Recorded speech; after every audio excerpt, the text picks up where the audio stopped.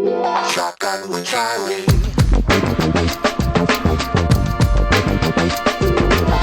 Riding shotgun refers to the practice of sitting next to the driver in a moving vehicle.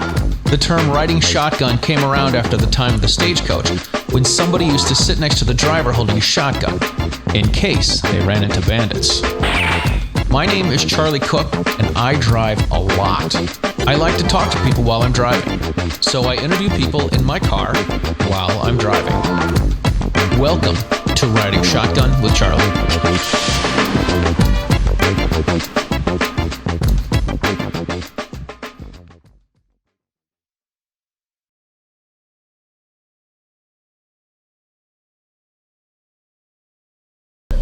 All right, welcome to this episode of Riding Shotgun with Charlie. Before we get to the show, I do want to say that if you would like to support the show, you can buy some stickers and patches at the ridingshotgunwithcharlie.com website. And if you want to buy some Riding Shotgun shirts or some Gungram shirts, you can check those out at ridingshotgunwithcharlie.teespring.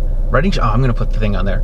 ridingshotgunwithcharlie.creator-spring.com, and that's where you can find t-shirts. So if you could do that, that would be great.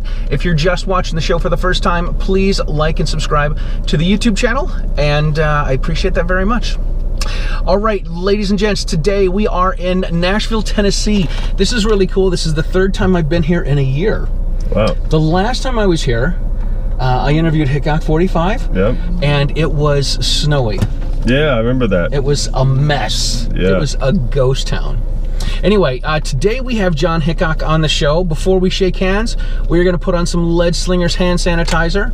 This stuff is super. You need two hands. As big as your hands are, you need two of them.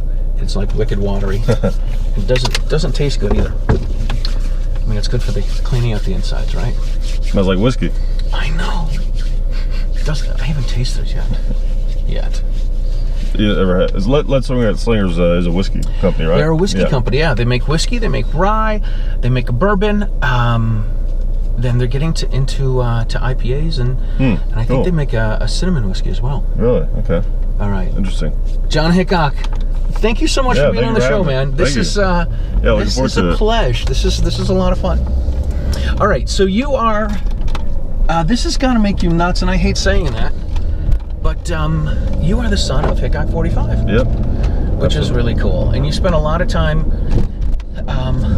behind the camera, and over the last couple of years, you're trying to get more in front of the camera. Yeah. About 5 years ago, something like that, we kind of decided to, I'd start doing like about 2 videos a month, something like that. Mm-hmm. Kind of decided that was about right, Yeah. And it's funny because people will still when they see me in a video, they'll be like, "Who's this guy?" It's like how long is it going to take? Right. Right. But yeah, it's a lot of fun. Obviously I'm not as good at doing the videos as Dad is, just because I haven't done it. He's got 1,500 or 2,000 under his belt. I've got a handful, but right. It'll come with time. Well, that's cool. Did you let's talk about your background. You grew up with you obviously grew up with Hickok 45, and you guys have been shooting since forever. Oh yeah. So gun ownership is not it's always been a way of life for you guys. Yeah, it's funny. I was actually just thinking this morning how, and I've had this thought a few times, how it's kind of interesting. I can tell the difference usually between just by the way just by someone's perspective on guns, if they grew up with them or they got into them later in life. Really? Yeah, because there's a certain novelty. As much as I love guns, there's a certain novelty that I could never have on the level of someone who got into them when they were like an adult already. Really? Yeah. That is really wild. I didn't grow up hunting or shooting. My game plan was to be a rock star, but did it work out? Man, that's cold. Fat kids that play the trombone don't get to be rock stars. Okay. So that did not quite work out. Yeah. But I do tell people I'm the only gun instructor they have that has opened up for Dolly Parton and opened up for Ray Charles. That's awesome. And performed with Meatloaf once. Wow. So how did what made you decide to get out of it? Just Does it sound like if you're opening for those people, you had some traction there? Yeah, it was. I was fortunate enough. fortunate enough to be in a band in Boston, and we gigged a lot. We had some good agents, and they got us some cool gigs. So that's kind of what it came down to. But eventually, for me, it just became a job. Yeah. Playing in a band. Mm-hmm. You know, I was teaching 5 days a week and playing 4 nights a week, and I got married and had kids, and it goes from being a lifestyle to drinking a beer in the shower before you head out to being out until 4:30 in the morning and then getting up at 7 and take care of the kids all day.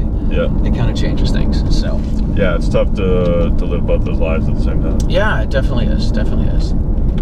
But anyway, so yeah, it's been cool. Yeah, that's neat. So you grew up around it, and you can tell when somebody's got some sort of novelty. I mean, it's subtle. It's just like I don't know. It's a different type of excitement because I mean, I obsess over guns, even though I had one put in my hands.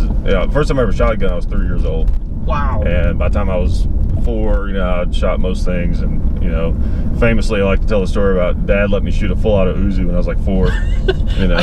I heard you say that. Yeah, so like, and it sounds crazy. I like to say it that way because it sounds the most impressive, but really, you get down to it, it makes some sense because the Uzi has a relatively short stock and it's very heavy. So Dad would mostly let me shoot it in semi-automatic. Right. Just because it was like a short enough gun, I could kind of handle it, and when I was really young, he would help me, Right, he's got his arms around you, he's holding it. Yeah, he wouldn't just be like, here you go have fun, Right. But he would let me shoot it in full auto. He let me shoot it in semi, and then when I had like maybe 3 or 4 rounds left in the magazine, then he let me put it in full auto. Oh, that's cool. So I get to say I shot a full auto Uzi when I was 4 years old. So this is weird for me. So I've been a teacher for a long time, and your dad was a teacher for quite a while. Right. But you can't really afford a full auto Uzi on a teacher's salary. No, This is one of the things in life that baffles me. Well, here's the thing to remember though, is now you couldn't, but back then you could. Because when my dad bought it, it was like $900. Oh my God. Which in the 80s was more, a decent amount of money. Sure. But it's not, in the grand 15,000 right. what they are now, All right, so this is keeping it in perspective. And also he bought that Uzi. He doesn't have it anymore, unfortunately. He bought it before the Hughes Amendment. Before 86? Yeah. Even if he bought it in like 1990, it still would have been like absurdly cheap compared to now. But right. But yeah, he had it legally registered and converted himself. So he bought it as a semi-automatic, one of those, wow. Those early IMI imports. Mm-hmm. You could just go buy them off the rack, and if it was before 86, you could have it registered as a machine gun and have it converted. And that was what he did. That's. Yeah, I would love. That's one that's like, I haven't done it yet. Probably because I'm not in a position to buy it. Probably if it came up, but obviously like those are registered. I could probably at some point figure out where it is or who has it, right. and try to buy it from them. I thought at some point, or cool. At least like put it out on forums, like looking for this serial number. Right. Of course, then someone will. They'll ask a lot of money for it. It's the only problem. But right. I would love to get it back. If you put my name on it, maybe they won't ask for it. Hey, maybe so. Yeah. But Dad has the serial number still and everything. Oh, so it's cool. out there somewhere. It's a transferable, so it's out there. Somebody has it. That's cool, man. That is cool. But anyways. So where do you go from there? You grew up around guns. You go off to college. Where did you go to college? I went to Carson Newman. I was there. Yeah, I was there for a little bit. East Tennessee. East Tennessee. Yep. Very cool. Didn't go too far. No. Very cool. And when did you start the YouTube channel? Like you guys have been doing it for forever. Yeah. So it kind of started really when I was in college, because Dad, YouTube I first discovered YouTube in like 2006 because I had a MySpace page, like everyone my age, and a friend of mine, I'd asked him about how do I put videos on my MySpace page. Like I noticed these other people had them, and it was like, check out YouTube. This was like 2006. There was like basically nothing on there but music videos, cats, or whatever. Right.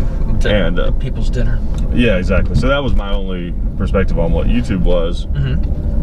And then I honestly can't remember if I told Dad about. I probably did, but I don't know. It's at some point, Dad found out about it. Like he put a couple of things on there or whatever, and like around 2007 or something like that.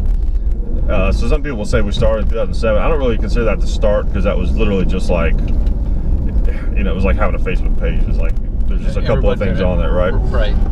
But when we really started actually making the videos was when I was in college, and that was my first time ever being like truly away from home and not having access to a shooting range. So I discovered gun videos on YouTube, and it was just kind of a way for me to kind of, I don't know, I wouldn't say it was like, I wasn't homesick, but it was still just like, oh, I missed shooting and guns, you know what I mean? Yeah. So I would watch gun videos and stuff. It's funny, these people that see the cameras like, what's going on here? Who is this? I mean, this is kind of the long version of the story, I guess, but so based on that, and Dad and I have always been close, so you know, we would talk on the phone, you know, multiple times a week, and I was telling him about these videos and stuff, and how like they kind of sucked, like most of the ones I had seen, right? You know, and I was like, hey, you can do something way better than this, you know, like most of these videos just like, you know, some yokel out in the woods, like this is a Glock 27, and just shooting it, you don't even see the target or anything, you know, right? And so he was like, I don't know, I may try that, and then he made a couple of videos and showed them to me, and I was like, yeah, those are pretty good, but yeah, I feel like you talk too much. And what's funny about that is they were like a minute and a half long. Compared to the 45-minute, hour long videos he's putting now. Yeah, exactly. And then, oh, and also missed a key part of the story. Dad made a video for his students. He made that, they were teaching, he taught Shane, that Western novel and a movie. And he made a video on Western guns just to show to his students. So that was a big part of what made that connection, right? And everything. So it was a weird, like, perfect storm that kind of happened. And then I was kind of like, you know, failing at college basically, mostly because I just stopped going to class. What did you go to school for? I never got that far. I didn't have a major. I was just, okay. I mean, I went there to play basketball, but gotcha.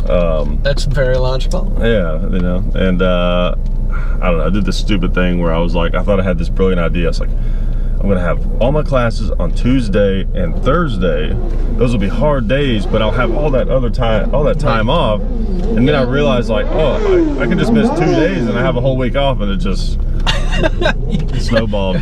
You have 5 days off, then you have 6 days off, then you have 7 days off. Right, exactly. But what's crazy is though, like, if I hadn't basically been lazy and dropped out of college, the YouTube thing may not have happened, because you know, I came back and moved home and had literally nothing to do, no job, and you know, just sit around and cook up ideas for YouTube, and Dad was getting into it, and he was excited about it. We were both excited about it, and it was just something to do for fun. And then next thing you know, we got a check in the mail, and we're like, oh, this is kind of cool. And that is cool. Then I kind of got my life back together. I started working security, went back to college again, somewhere locally, and kind of was getting my life back on track. And then around that time, it was like, oh, I guess this is going to be my job, you know?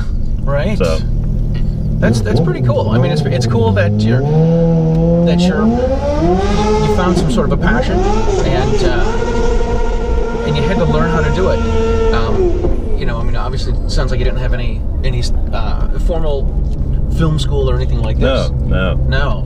Yeah, I mean, our first, you know, I don't know, year or two of videos were just edited on Windows Movie Maker, like my old laptop. I mean, it's just, you know, and we've always kept a pretty low profile as far as the equipment. You know, a lot of guys would get these, you know, $20,000, $30,000, $50,000 cameras and stuff, and that seems nuts. High production value. It's like we've always just kind of stuck with like top of the line prosumer stuff. So you're talking, you know, like $2,000.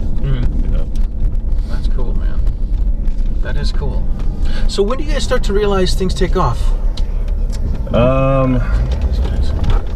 don't know, but there was a few different levels of you know, we'd be like, oh, it's taking off, and they'd be like, oh, it wasn't, now it is, you know, kind of thing. You know what I mean? A couple of false alarms. Yeah, but it was pretty steady, I feel like. Yeah. You know, I mean, there was a time when we thought we were really doing something when we had 1,000 subscribers. I remember we were like, whoa, this is crazy, 1,000. 1,000 people want to watch a guy shoot up pumpkins. Yeah, and I remember even one time telling a friend of mine, I can't remember what date this was, when this was. It was very early on. I was like, telling him I was making YouTube videos, and we had 12,000 subscribers. He was like, what? 12,000? Like, that was just absurd right. to him, you know. And now it's like, how many 12,000 channels are? Right. How many times does 12,000 go into 6.5 million? Yeah. So it's like, it was almost like, yeah. So I mean, it's just a slow growth, but also YouTube has also changed so much throughout. Throughout that. But yeah. That's. These are all very big questions that I'm trying to awkwardly condense. Is this guy in the one way coming the wrong way? I think so. Nashville is crazy. Yeah, but the people that don't know, we're driving downtown Nashville right now. Yeah, we're down in the lower Broadway area. And it's insane, and it's nuts. It's insane down here. And it's Sunday at noon. Yeah, people are like, I don't guess your outside camera caught this, but some like crotch truck and motorcycle just went by and just blasted the eardrums of like, I'm sure you heard all these people in a pedal tavern, and it's very conflicting because it's like both people so I don't like. This is something that we're gonna get. We're gonna get. This guy's got a Case tractor, and he's driving the Nashville tractor tour. Woo! Yeah. Hey, girl. Unbelievable. Yeah, this has changed so much down here in just the last few years. Oh my gosh, absolutely. I used to play back in my youth. I used to play down here on Second Ave at Maribel's. It used to be Maribel's, but now it was BB King's, and it might be shut down. It was right down where they had the bomb. Yeah, a couple Christmases ago. But yeah, this is party central down here. Yeah, I mean, people Nashville is moving up. We've even had a terrorist attack here now. Yeah, which is a little shocking. Yeah, really is, man. Really is. All right, so the YouTube's young and growing, and you guys got in on the you guys got in when it was easy to monetize videos, wasn't it? Yeah, it was different back then. Yeah. I don't know, but easy. I mean, they had, I don't know. I mean, it was definitely simpler back then. You know, before Google bought it and everything, and right. And you know, the how much they paid out for monetization was way more than it is now. Yeah, no kidding. Way more. I mean, it was like 10 times as much probably. You know. I just this morning I put up a gun gram video. I make videos playing the trumpet and shooting a gun at the same time. Oh, that's cool. And can you turn on this way? No. And I put up a video this morning, and it doesn't have a strike against it. It's just got a copyright infringement because it's someone else's song. Whatever, I don't care. Oh, yeah. You know, I'm gonna put it out. That'll be that. So it just the YouTube channel just grows and grows from there. Yeah, it's relatively slow growth, I feel like. Do you think of yourself as some sort of social media guru? No, not really. Like, do you guys just stay? I know you have Instagram pages as well as YouTube. Yeah. Yeah, I don't even. I really enjoy coming up with something in my head, creating it, putting it on YouTube, and then seeing what people think about it. Like, I really enjoy that immensely. So I will always be involved in that, you know, on YouTube to some degree. But but social media has really, like, it's kind of become this very like pop culture type of thing, and I don't know, it's gotten weird, kind of, you know. It's why I don't do TikTok or any of that kind of stuff, you know. It's just I refuse to ever go on TikTok. You'll never see me on there. If you see me on there, it wasn't by my choice. Right. That's how we know you're being held hostage someplace. Yeah, exactly. Yeah.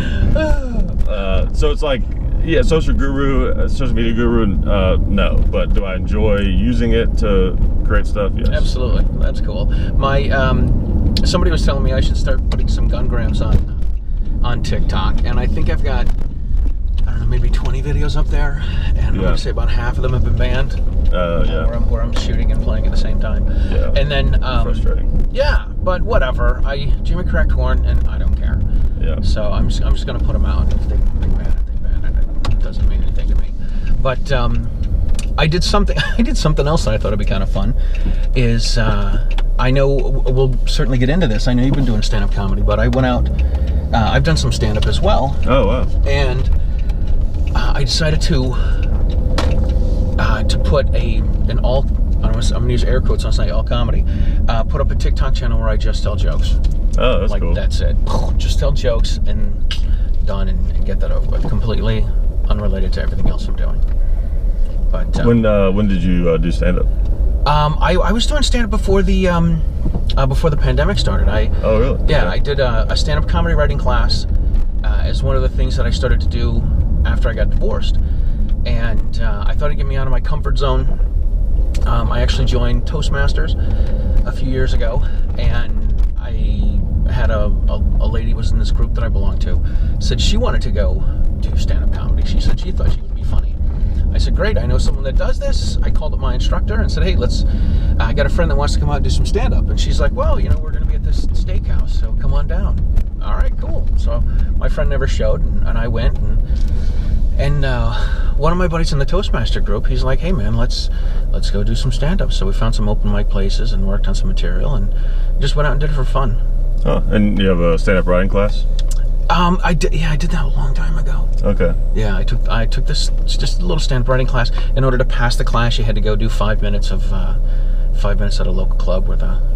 Oh, so you took a class? You didn't have it? No, I didn't have a class. I didn't have a class. No. Okay, all right. No, that might be a good thing to have, because people think they're funny. People think they're funny until you hand them a microphone and you're like, all right, you got 5 minutes. You're like, whoa. It's it's very hard. It's very hard, and it is. And people also have no idea what they're getting themselves into. Oh my God. That's the thing. It's like they don't realize that, people talk about it being like a lifestyle. People have such a wrong idea what that means. What they mean is, your life is now comedy. Like every night, every day, you're writing. It's just it's a very painful thing and difficult thing to thrust yourself into. Yeah. So there's a lot of filters. What bums me out about it is, and I hate to see it, but it happens all the time, is there are so many people who do not really understand what it is and how much is involved in becoming a stand-up comic, and they literally ruin their lives trying to do it. Oh my gosh. And it sucks because it's like, I've been in it long enough, I kind of have some understanding of what sort of work it takes, and even if you put in all the work and do everything right, you still may not make it. Then when you see someone doing 20% or less of what is really required of you to be a comic, and it's just and they think they're gonna make it, it's like, yikes. You could be spending all this time working on a career. Something that could bring in some money. Yeah, exactly. Oh my God. Yeah, it is a lot of time. It is a brutal world. And as you know from being a band, anything in entertainment, it is a luxury to be a professional entertainer. Oh, absolutely. Everyone dreams of being a professional entertainer. Yeah. So to not put in an absurd amount of work to the point where you are almost killing yourself and sacrificing so much. Your family, your work. Then you're crazy. Your sanity. Yeah. Yeah, it's a bit nuts, man. Yeah. It's a lot of time, and people don't realize it. No, they don't. People don't realize it, and it's one thing. It's one thing to be funny and say things off the cuff. Right. And even when you talk about, even when you have things that you say off the cuff, there's things that I picked up that I thought were funny that I'm waited 7 or 8 years to use once. Right. And you're like, I finally got to use this joke. Thank God. Yeah, and a lot of people think because they're funny in social settings that they can be funny in stand-up. And sometimes that's true. It is. Honestly, it really does come down to the work. I would say that a lot more people than you would think could be funny stand-up comics. Mm-hmm. It's just a matter of putting in the work. But people who think they're the funny guy, and then they come out and it's just they realize oh, this is kind of a different thing, and it's not as easy like you were saying. As I thought it would and then they don't really grind in and put in the work, and they usually just wash out. Yeah. Because the thing is, it's at a social setting, there's context, there's familiarity, mm-hmm. there's all these things that you don't have when you walk up onto a stage in front of strangers. Oh, totally. Totally. I mean, you could say something that's completely hysterical off the cuff, and you're like, crap, I got to remember this, and then you try to do it again, and it's just not. Context isn't there. Yeah. Totally. And that's the whole thing with structuring a joke is, the premise is you're setting up this context for this thing that you're gonna slam them with that you hope is funny. You know? Mm-hmm. And even, you know, like great comics, like, you know, you churn through so much just BS. Oh yeah. To find, you know, those to nuggets. Find what's going to work. Did you watch the that movie that Seinfeld did called Comedian? I did. Yeah, I have seen that. Yeah. Yeah, and he he did a movie called Comedian. There was a another thing on Netflix. I think it was called Jerry Before Seinfeld. I don't think I've seen that. No? And on this one, there's a scene of him sitting in an alley someplace, and I have no idea where it was, but he's sitting in this, like, it looks like this long alley, and he's got all these yellow legal pads of all of his jokes. He loves the legal pads. And he's like, these are all of my jokes over the last 40 years. Yeah. This is every one of them. And he's got notes and you know, this works and that works. And he talks about, and I'm not sure which one it was on, but he talked about how holding the microphone in one hand, it wouldn't work, but if he switched hands and made some sort of a gesture with his right hand and held the mic with his left hand, then it would work really well. Especially the types of jokes that he's doing. There's a real math behind it. Oh yeah, absolutely. Jerry Seinfeld is, I like. He's one of my favorite comedians. But he's not my favorite comedian, but he is absolutely my favorite comedian to hear talk about stand-up. Mm-hmm. It's like I agree with his opinions on it, like just kind of the craft, almost more so than anybody. He has this thing I've heard him mention a few different times. It's so funny where he talks about writing, and people are like, oh, it's hard, and he's like, yeah, of course it is. Nobody's good at it. You just have to do it. You know, right? It's like I love that so much because that's how I feel. Like I used to, you know, like, oh, I haven't had a good idea for a joke in, you know, 2 weeks or whatever. It's like, oh, I can't come up with anything right now. Yeah. And it's like, no, all that is BS. None of that's true. There's no such thing as writer's block. Right. You know, and I started generating so much more material and higher quality material so much faster when I got into this mindset. There is no writer's block. There is only laziness. Certain jokes can come to you almost like a bolt of lightning. It's almost like this magical thing. Like it just bam. Like some of my best jokes it's like they just happened. They just came in my head, and it's like, whoa, where did this come from? Yeah. But to pump out the level of material you need to be like a true working comic and a great comic, you can't rely on those because it's inconsistent. You don't know when those are going to come. Right. And honestly, those a lot of times come by keeping your brain in this like fit shape of comedy writing. Mm-hmm. So you have to will yourself into these jokes and these ideas, and you've got to put your ass in a chair and stare at a piece of paper. You know, you gotta sit and stare at the wall. I mean, whatever you gotta do. Like you have to. What works for you to write? But you gotta put in the work, the time, and in your brain. You can't. Also, I've learned you can't just sit there and be like, all right, jokes. I'm ready for jokes. No, you have to be constantly chasing down these alleyways and avenues, and you know, it's a lot. But I love it though. It's like it becomes an addiction. Yeah. Like there's no greater thrill for me than it's like getting a dunk in a basketball game. That's the only thing I know how to compare it to. I can't do that. Writing a new joke, telling it for the first time, and it kills. That's like one of the greatest feelings in the world.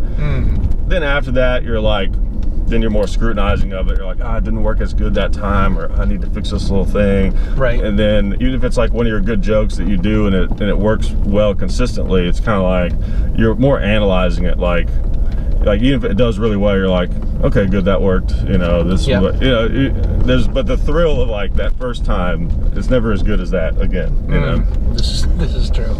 This is true. I don't know if you know who Stephen Pressfield is. I don't. Stephen Pressfield's an author, and he wrote a book called The War of Art. And one of the things he says is anything that stops you from doing what you want to do is called resistance. But in the book, he talked about he talked about connecting with another author, and he asked the guy, he's like, hey, do you write when you're inspired? And the guy says, yes, I write when I'm inspired. Does that girl have any clothes on? Barely. You know. Too much. So, what are we talking about? What is this? Right, we got a Splashville? Is this a hot tub? Splashville. Jeez. It's a hot tub party trailer. Nashville's insane. All right, rock on. So what are we talking about? Chicks. No. That's absurd. Stephen Pressfield, The War of Art. He said he talked to a guy who was a writer, and the writer said that he says, yes, I write when I'm inspired, and he says, fortunately, I'm inspired every day from 9 in the morning until 1 in the afternoon. And he says, I just get up and he writes and cranks out material and lets the editor edit it. Yeah. So. Yeah, I mean, you gotta love it. I mean, that again, it's like back what I was saying. It's like people don't realize what they're getting themselves into. Is like, to be a comic, like you have to let comedy into like almost every aspect of your life, you know. Yeah, you do. Now you're doing open mics and stuff, right? Oh yeah, like I every heard night, basically. Yeah. I heard you on one show doing research saying that you're out every night and you're doing open mics and you were hosting some things through the. Yeah, I host. We're gonna get around these guys. Yeah. Hey, girl.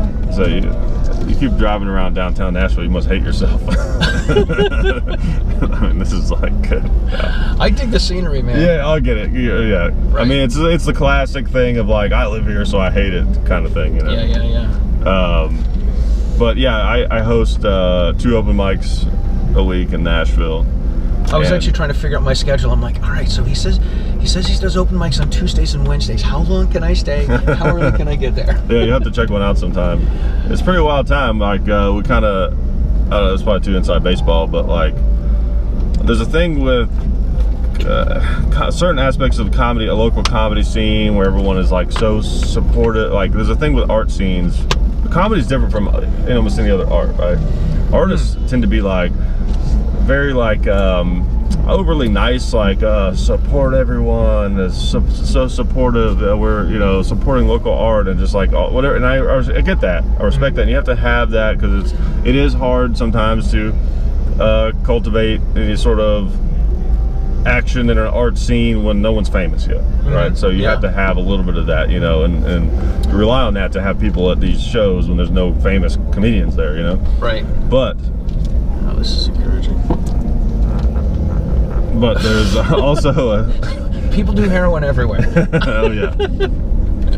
But comedy there's a very combative nature to it. Yeah, if somebody goes out and kills, you're like, oh, a little envious, Well, I don't mean that per se. I mean, that's a whole nother thing. But like, I guess what I mean is like, I don't know. This again, it's like, this is I could talk about this for 2 hours to try to like get to the heart of this. But I guess what I'm trying to say is, at the open mic that I run, we keep it very real in the sense of like, when people are like hack or they're doing stuff that's bad or lazy or whatever, we'll tell them.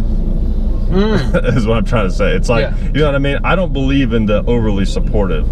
Right. Because like what I was saying earlier about how difficult it is to be a comic and how much work you have to put in, I want people to be pushed away if they aren't willing to go through put the work in. You know what I mean? Yeah. So when like comics come to my mic and they're just doing a bunch of BS, it's like, I'm going to be hard on them. Right. I'm going to be. And if they respond to that and they dig their heels in and they keep doing it and they get better and they hang around, more power to them. I'm happy to see it. But it's like, part of me is, it's like, I feel like, I don't know, I just hate to see people have such an easy entrance into it and then they aren't cut out for it and they waste so much time. So much time. I've seen, I remember I was going to an open mic on Sundays in Boston. This was a few years ago. And there was one guy that came out and had, he legit had, a set list, and it was, I hate saying it was memorized, but like he did the same thing every time, and each time he'd get a little better at it, and the joke would come off a little funnier. He would change his inflection, and it would be funnier the next time you see it, and then 2 weeks later I'd see him and it got funnier each time, even though I knew it was coming, right? But he was going home and working on the presentation and the delivery. Yeah. Which is really cool. Yeah, absolutely. So what got you into to doing stand-up? Was it just after you got divorced, filling up some time, or? Yeah, so I always was a huge fan of stand-up, and I remember like around 2012, I kind of got in my head like, well, I'll tell you what it was. I always liked stand-up, even as a young kid, but what made me think that could potentially, what put the seed in my head is it could be something I could do, was I would see these documentaries or things, they would talk about comedians and like what comedians are. Yeah. And like kind of like just their personalities and stuff, how they have like these similar personality traits. And I kept being like, that's me. I'm that person. Not like these people are funny, I'm funny. It was like the core of like who they were. You know what I mean? Yeah. I was like, I feel like they're describing me. It's like maybe I'm a comic, you know. And I remember I thought about doing it like in 2012 around that time period. Even wrote a couple of jokes, but I chickened out and never did it. So fast forward to like around 2015 or 2014, I started doing a podcast, which I don't do anymore because I don't have time for it. But that was the first time I really like put myself out there publicly. You know, I'd been just very only behind the scenes, you know, on Hickok 45. But I was like, I'm starting a podcast, you know, kind of maybe put myself out there, see how I like it. And it wasn't as scary as I thought it was. So then it kind of made me think like, oh, maybe I could try stand up, you know. Yeah. And I thought, if nothing else, maybe it'll make me more comfortable in front of the camera and stuff, you know, when I'm doing videos. And so that kind of got me into it. So I started in the fall of 2015. And just kind of, you know, I didn't take it as seriously as I wish I had, you know, but I was still kind of figuring it out if I wanted to do it or whatever, you know, but definitely when I got divorced, you know, in 2017, I realized like, yeah, this is something I want to do, you know. So then I really started digging it hard. Putting some work in on it. Yeah. That's really cool, man. So there's places every night where you can do stand-up, huh? Yeah, just about, yeah. And I've heard you say that, and I've heard other comedians say this too. They're like, yeah, we're going out, we're going to 3 different places a night. I'm like, I don't know. I don't know if I'm willing to drive to 3 different places. Yeah, and that's, know what I mean? And that's a rough balancing act, because you're just like, you know, you got to plan it out. You're like, okay, go to the first place. You ask the host, like, hey, can I go up early? Right, can I get on? Spot? Yeah. And usually the open mic host is someone who also hustles, so they kind of respect that. They're like, yeah, of course, because they're trying to, you know, a good open mic host will give priority to comics that are working. You know what I mean? Because there's a lot of hobbyists in the scene, and those people are fine. Those are fine. But the people who are really trying to put in the work, you know, should get the priority and do most of the time. So they'll be like, yeah, I'll get you up, you know, 4th or whatever, and then you go up, do your set, and then you bounce over to the other one. Sometimes there's even things where it's like you got to go to one place to sign up, and then go back to another place, and then come back. You know, there's a lot of hopping around. Yeah, and that's just the world of being an open micer. And I'm kind of like, the level I'm at right now is I'm trying to make this. I'm kind of on the cusp of making this transition from open micer, occasional club, independent show comic to mostly a club comic. You know, and I'm, you know, I've got my act together literally, and you know, I'm ready for that. It's just a matter of kind of getting my foot in the door a little bit more. You know. How long does your set have to be in order to do that? So. You know, the levels at a comedy club, of course, you got hosts, you got feature or middle, and then you got the headliner, and then there's also like guest spots, right? So that's a way a club will like try you out or just give you some stage time. You know, usually those are like 5-minute spots. So usually your first entry into a club is either by way of guest spot or hosting. Hosting is the closest thing to like real work in stand-up. Yeah. You know, because it's like you're there for the club kind of thing. Right. You got to put on 4 minutes and then have someone come out and then put on another 3 minutes and then have someone come out. Well, you typically do like 10 minutes. You know, you come out, introduce the clubs. Sometimes you have announcements and things like that you got to deal with. But then you do like 10 minutes, bring up the middle or the guest spot, and then, and you don't do time in between. Okay. You're done once your set is over. But, gotcha. But yeah, that's basically like how much time you need to start getting into clubs. You need 10 to 15 minutes, basically. That's cool. You know, then you can start hosting, but pretty quickly you want to be knocking on the door of your 20, 25, so that if you start to get feature work, you can take it, you know. How are you, like I've heard you say you're doing some, I think you said you're doing some down in Florida and Arizona and doing this around the country? Or trying to get it going around the country? How do you just call people up and say, hey, listen, I've been doing this in Nashville, and I'm going to be coming to Phoenix, and it's kind of a mix. Like I'd say probably half of it is me reaching out, like, here's my tape, you know, can I do a spot, you know. Here's my tape. I love that. Yeah, literally. Yeah. Here's my tape. It's a link to YouTube. Right, exactly. Yeah, it's just how it's done. And then other parts are like just whatever, people you know, connections you make. Yeah. They're like, they know that you're funny, so they'll be like, hey, come do my show, you know. And then you get in at a club, a lot of times they'll ask you, they'll be like, hey, you know, can you come host here this weekend or come do whatever, you know. Yeah. So, yeah, it's a combination. That's cool, man. But you definitely, just like with the writing and the working, you have to be aggressive on that, on that front. Have you had worlds collide between Hickok 45 and stand-up? As in people coming to the shows? Or? Yeah, the people coming to a show like, holy crap, I've seen you on YouTube, but not doing comedy. Yeah, it happens pretty often, actually. I did a show in East Nashville like a week ago, and there was a guy, it was after my set, the show was still going on, I was standing outside drinking a beer, and some guy was like, are you John Hickok? You know, and I was like, yeah. And he's like, man, what are you doing here? I was like, I just did stand-up, you know. It was like, oh. Oh my God, that's funny, man. Yeah, that is funny. But sometimes people come to the shows, you know. Yeah. I'm not a big draw or anything. I'm working on, and I'm kind of like, I don't think people will really start to come see me that know me from Hickok 45 until I actually put stuff out. Right. You know, which I'm working on doing, but that's something you have to be careful about too. There's a lot of, you got to get good first, you know. It takes a long time. And there's a lot of people who put stuff out too early. It's a very common mistake. Cool, man. I dig it. I dig all the stuff you're doing. Yeah, thank you. It's a lot of fun. Yeah. I know it's weird to get serious, like talk very seriously about comedy, but it's just like, it's one of those things where it's such a weird paradox of like, it's obviously like this crazy, silly thing. You're like going up there and just making people laugh, but right? To do a good job at it, you have to be very serious. You really do. Yeah, you really do. You know, at least like in your practice of it. Like when I'm talking about it, I'm serious. When I'm doing it, I'm serious. But obviously, like there's a lot of, you know, when I'm hanging out with other comics and stuff, we're just constantly joking around and right. You know, I mean, to me, it's like the real work.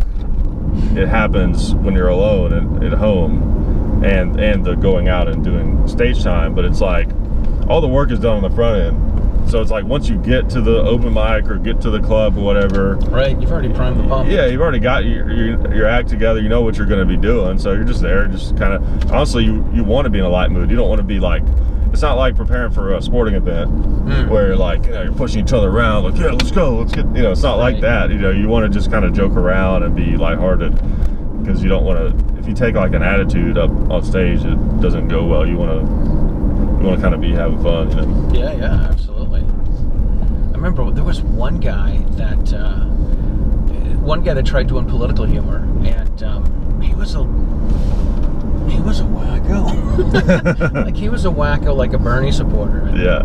And it was funny, like he was trying to do some just a couple years ago, he was doing some anti-Trump jokes, and me and my friends are relatively conservative, and they just weren't going over well. So this guy's like, you guys are enough in Trump supporting, you know, audience, so I'm leaving. He put the mic down and walked off. Oh, jeez. Like, all right, man. So much for that. Yeah, it attracts a lot of insane people. It does. And not just the unfunny ones. There's some trust me, there are some very funny people who are insane. You wouldn't want to be in a room alone with them. Man, yeah, that's not good. I thought it was interesting, you know, talk about putting the work in. I don't know, I'm sure you've done this. I know I've probably done it as well. But I find it discouraging to watch guys read jokes. I get there's nothing wrong with having a cheat sheet to prompt you, you know, especially when you're going to open mics and stuff. But just to flat out have guys read stuff off their phone or off the notebook. Yeah, if they're actually reading it, like when I'm doing mics, I'm like I have a new 5 minutes like every week at least, the minimum. Wow. And that's a lot of work, dude. Because you got to crank through so much stuff. And sometimes it's more than that. But so it's brand new stuff. So it's like I have to have a set list. Sure. And usually I have it on my phone. And it's literally just like keywords. So I remember. Oh yeah, totally. And Just to prompt you. Yeah, and I'll pop it on the stool, and I'll try to remember. Like before I go up, I'll be like, okay, it's this thing, and then that thing, and then this thing, and then I'll probably do this thing, and if I feel like it, I'll do this thing. Right. But then I may forget in the midst of the set, and I'll have to look at it. But yeah, actually reading it, I've seen people do that. They go with a piece of paper, and it's like, dude, that's it has to be organic. Yeah. Like I know it's like the lines are pre-written and stuff, but it's like you have to kind of like have it in your head, and then you go up there and make it. You got to try to make it like you just thought of it. Yeah. That's the thing. So when you can be quick and witty, right. People think you can be a comedian because you're quick and witty, but they don't know that everybody's putting in time, right. And writing the stuff out and working it out. And we've all, I think people haven't done comedy can probably relate to this. Like we've all been in a social situation where we have made a joke or said something that we knew was interesting that we had already thought of beforehand and already even said in another social situation. Yeah. And you can still just kind of say it like you said it for the first time. Right. Make it look good. Yeah. Yeah, exactly. Yeah. I've also done the opposite before. Like, have you ever done this before where you're like, you're I don't know, you're in a situation where you're like trying to figure something out or some sort of creative, situation, mm-hmm. and you have an idea that just comes to you like right in that moment, and you feel like it's a really good idea, but if you say you just thought of it, it won't get the respect that you feel like it deserves. So you bring it up as something. Oh yeah, so there's this. I meant to tell you there was this thing I've been thinking about. Right. I was thinking about last week. What if we did this and this and that? And it's like literally I just thought of it. And I'm lying to you about the fact that I thought of it a week ago. I just don't feel like you'll respect it if I said I just thought of it. Right. Yeah, there's a lot of risk involved with that. Yep. Have you ever had to deal with hecklers? Oh yeah. Yeah. Yeah, constantly.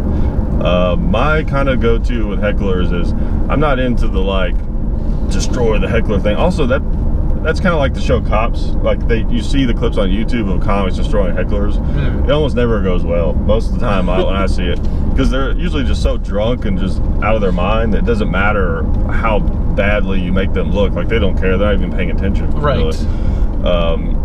So typically my go-to with hecklers is if I don't feel like it's a big issue, I'll just kind of humor them and be like, oh, this guy knows, doesn't he? Or I'll try to say something that kind of like isn't attacking them, deflects. Addressing them, and then I can kind of just move on. Yeah. And I would say for like 7 times out of 10, like that's fine. That works. Yeah. But then for those 3 other times it's going to be a poop show. Yeah, usually my go-to is like I'll be like really angry, mm-hmm. and like yell at them, but then I try to be like kind of like absurd at the same time so people know that I'm not serious. Right. Does that make sense? Yeah. Like I don't know how to do it without swearing, saying an example without swearing too much, but it's like I'll say something crazy.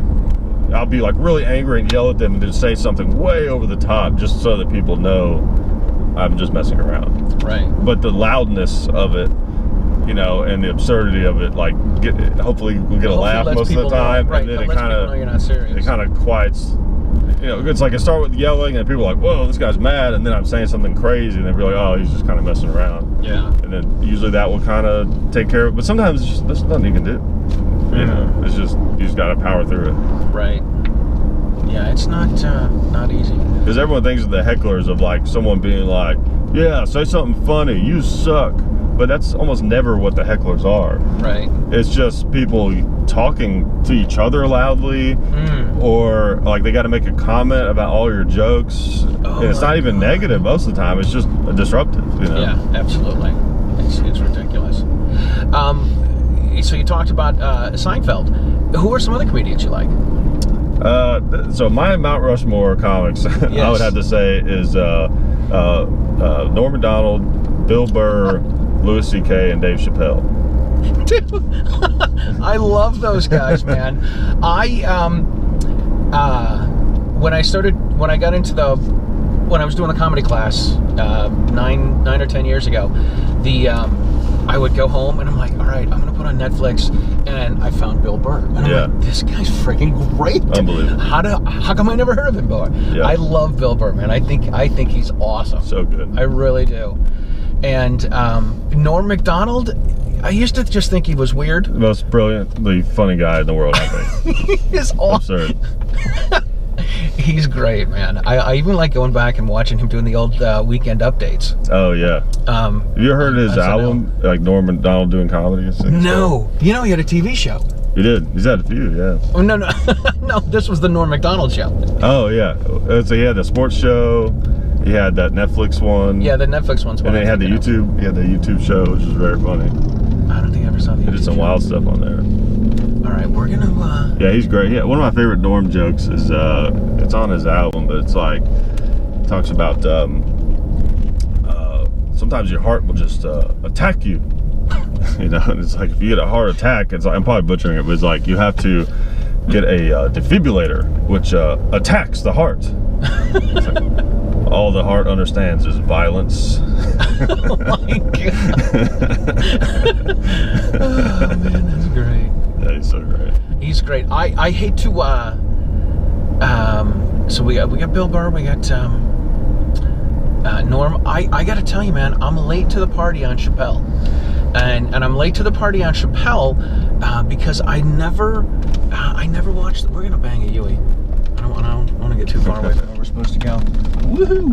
I saw a cop like a minute ago, so yeah. That was not a good idea to do a Yui then. I'm late to the show with Chappelle. I never appreciated the Chappelle show. So when it came back on Netflix a few months ago, I'm like, all right, I'm gonna give it a try. And I'd watch it. I'm like, I still don't appreciate it. Yeah. But I love his stand-up. His stand-up is incredible. Absolutely love his stand-up, man, because it's all thought-provoking. Yeah. And yeah, it's very smart stuff. Yes. I'll tell you, I'm trying to think, like, those guys are my Mount Rushmore, but there's so many other greats. Like, you ever heard of Patrice O'Neal? You know what? I've only heard about him.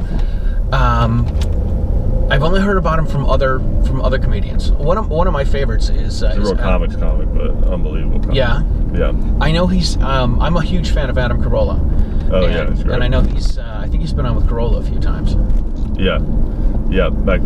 He's passed about 10 years ago, but God, that guy was unbelievable. Unreal. He has a great album. A great special called Elephant. It's called The Elephant in the Room or something like that. Patrice O'Neal.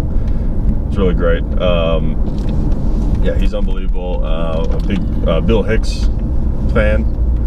Bill Hicks. You know Bill Hicks. He's like real, like kind of heady stuff. Real interesting, but also like silly. Like he has this joke. How's it go? It's like the numbers are gonna be wrong, but it'll still be the same idea. It was like in the Gulf War we killed 100,000 Iraqis, and we lost 72 guys. It's like, me to tell me we could have won that war with 72 people over there?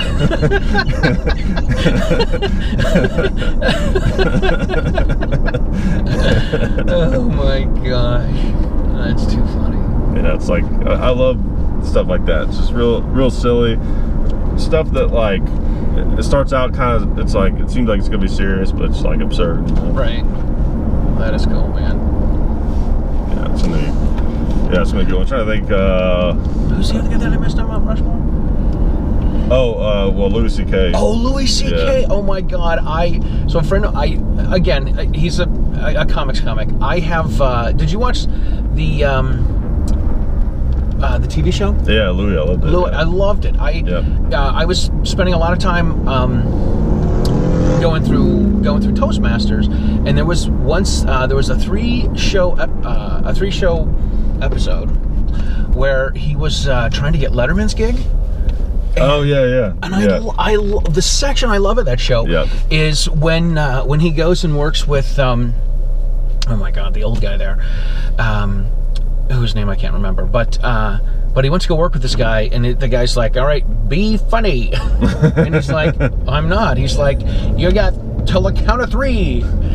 So I thought that was really cool, because to me that was what doing speeches and doing stand-up is about, is they would show, and I wish I could, I've tried finding it on YouTube a few times, but there's, he goes out and practices, and the guy's like, let me show you how to do this, and he goes out and does all the gestures and waves to everybody and points to people and does all that really cool stuff, and there's no one there. Yeah. No one there. You're just doing all that sort of stuff. Yeah. I mean, it really, to me, after having been a musician for years and years, it's like, hey man, this is what you're practicing. You got to practice all this stuff. Yeah.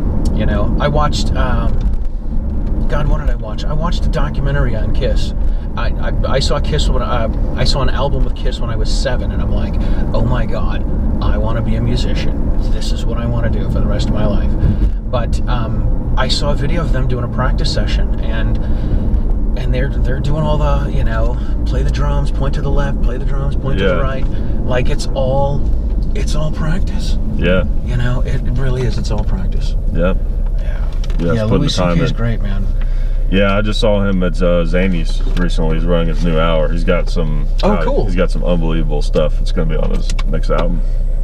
It's special. I did see a clip recently. He says, "Hey, listen, you know what? If you ever think you want to, pleasure yourself in a group of other people, and even if they ask and they say yes, just don't." Yeah.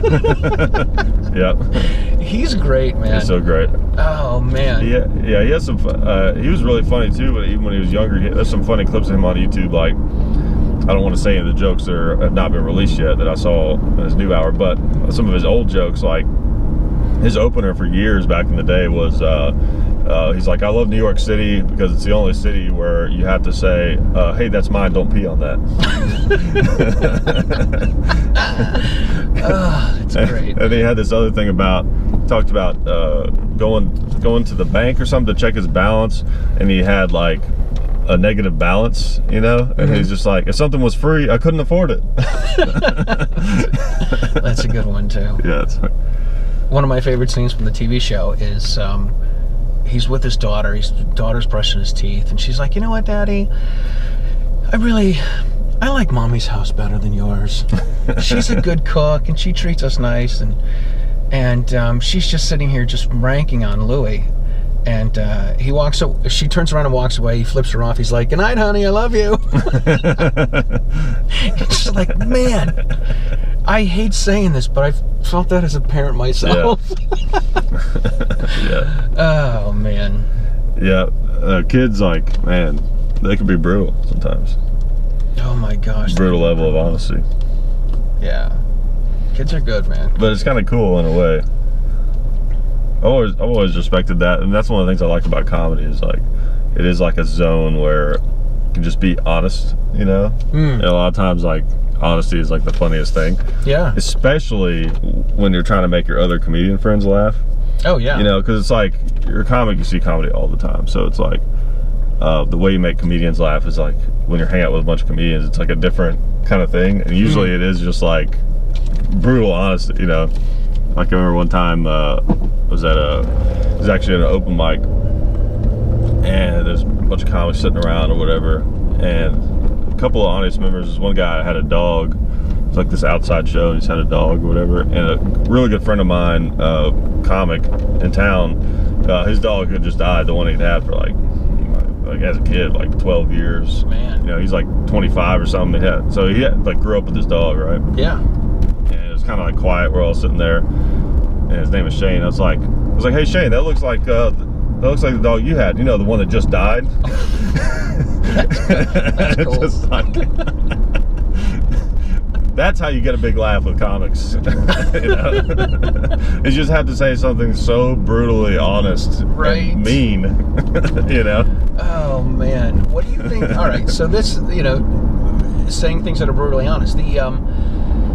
People were saying this, I don't know, a year or two ago, that that the comedians are going to be the people that go out and use their First Amendment right, like with all the cancel culture that's been going on, and you know, you can't say that, and Kevin Hart's got to apologize for making some gay joke 10 years ago. Yeah.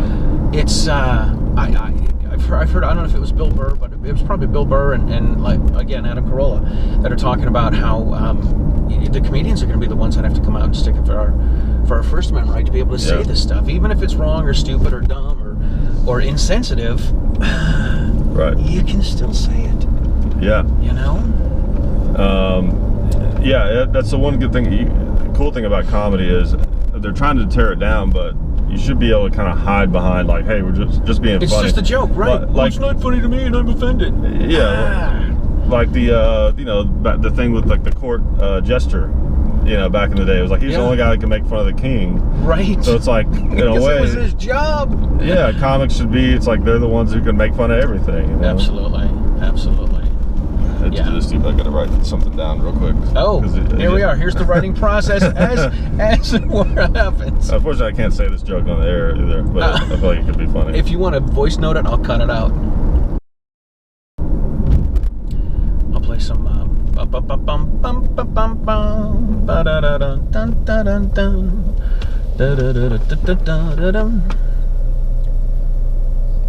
Well, when you said about Kevin Hart saying, I don't know, this may be a bad joke, but it's just a premise. Yeah, it's just a premise. Well, it's just a premise. It's not a joke yet. But when you were saying about Kevin Hart being judged for making comments about like anti-gay comments like 10 years ago, I was just thinking like how really people should be judged for what was okay in the time that they said it. Oh, absolutely. And I was thinking it might be funny to be like if 10 years ago, so what Kevin Hart said 10 years ago might have been okay then, but 10 years ago, if he was just like, I think it's okay to be trans, it should be like, whoa, hold on a minute. What are you saying?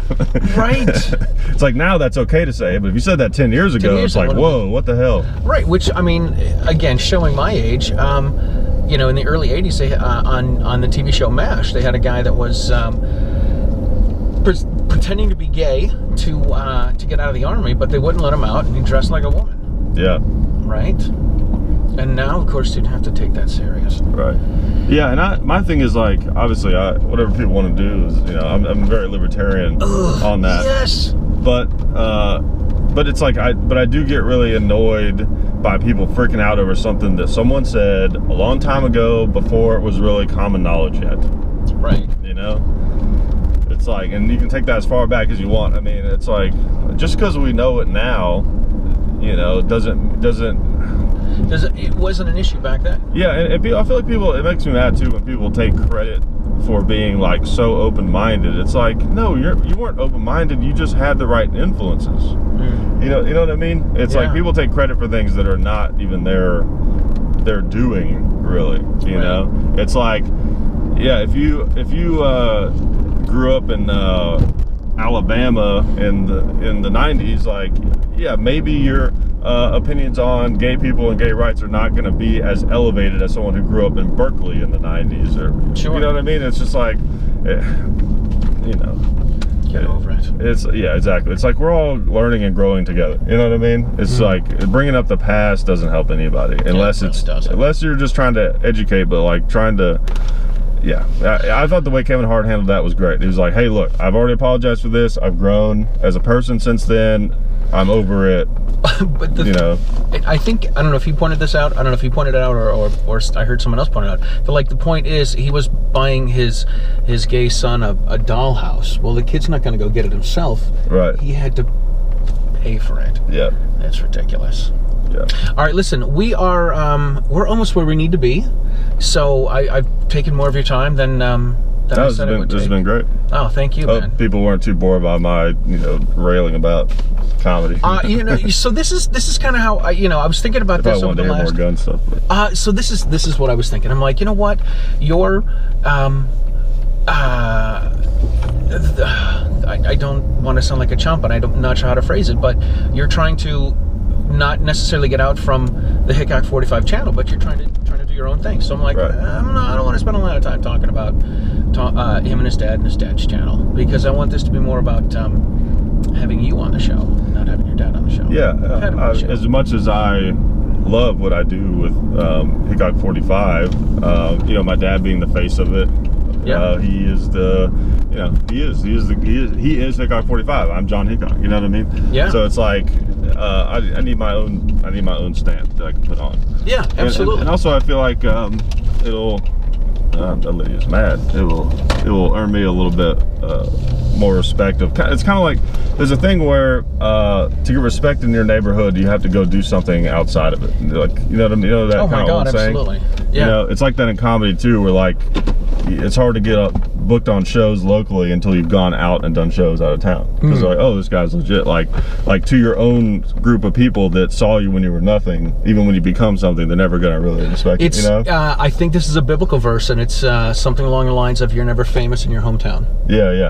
Is what it comes down to. Right, exactly. So I think on some level, you know, having it's more just for me because I love comedy, and that's the main point. But I think there's a little part of it that I like of just, if I can be successful in comedy and then, you know, and still doing the YouTube thing, it's like people will have some respect. They won't, you know, they won't, even though it's not true, they won't just see me as like, oh, you're just the son of Hickok 45. Which, you know, that's one thing that can be a little frustrating. It's like, we started this together from the ground up. You know, we could have easily been strangers and come together and done it, you know, but the father and son relationship sort of gives people this kind of idea of like, he built everything and then he brought me in, versus like we started it together. You know what I mean? And it's because that's sort of the tradition of a father and son business, but it's like, this is a different kind of situation. So I kind of, because of that, I sort of feel like I have to kind of go out, kind of have my own thing, come back. Like, I would guess this is okay to say. Well, I won't say the company just in case, because it is a gun company. But I don't have any sponsors, so I'm not going to hurt anybody's effect. Well, still, it's like I don't know. I can't remember if I was told this and if this is like a secret or not. I don't know, it shouldn't be. Anyways, there's a company in the gun industry that I'm aware of that is a you know, like the grandfather started it, and like the sons are all involved, and you would all know. But I know that one of the sons, before he became the manager of that company, he went and worked for a company in a vastly different industry and kind of worked his way up the corporate ladder in that world, and then came back and became the manager of that. Gotcha. So it's not, you know, he was just whatever given these opportunities because he was related to them. Right. No one wants to feel like they were just given something. Yeah, absolutely. You know, whether it's true or not. People don't. I don't. Like, I know it's not true, but I don't want it to be seen that way either. You know? Yeah, absolutely. So, it is what it is. Cool, man. Thank you so much for being on the show. This was great. A lot of fun. Thank you. Where can people find all of your stuff? Where can people find your comedy?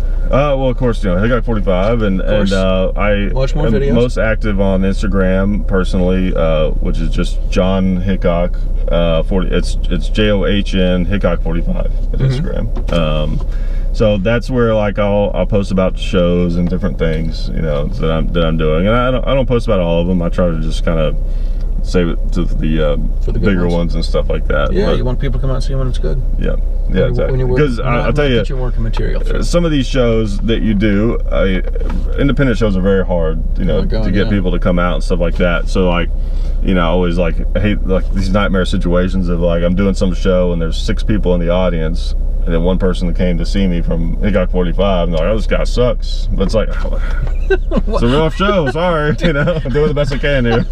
Dude, it was the most depressing thing on, you know, it's hard to get people to come out to here to do comedy. Yeah. I was going into Boston. It was taking me an hour to drive there on Sunday nights.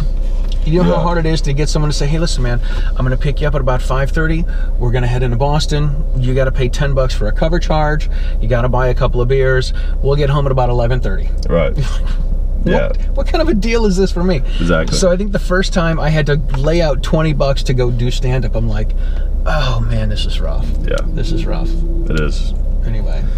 Well, cool, man. All good stuff. I appreciate it. I will put links for everything. These are for you. I got a couple stickers and patches. Awesome. And please make sure you check out the Self-Defense Radio Network. It is all of your pro-freedom podcasts in one place. Check out the Second Amendment Foundation. It's saf.org. And the CCRBKA, the Citizens' Right to Keep and Bear Arms. These are great organizations to be part of. And thank you guys for watching the show. If you're watching the show for the first time, please subscribe to the YouTube channel. You can watch Riding Shotgun with Charlie on YouTube, on Gunstreamer, on the apps, the Ops Lens app, and soon we are going to be on Full 30, which is pretty cool. You can listen to the show on Apple Podcasts, on Spotify, on iHeartRadio, and all the places where you get podcasts. John, thanks so much, man. This was awesome. You, man. Dude, I really appreciate it. Thank you. Thank you. Cool.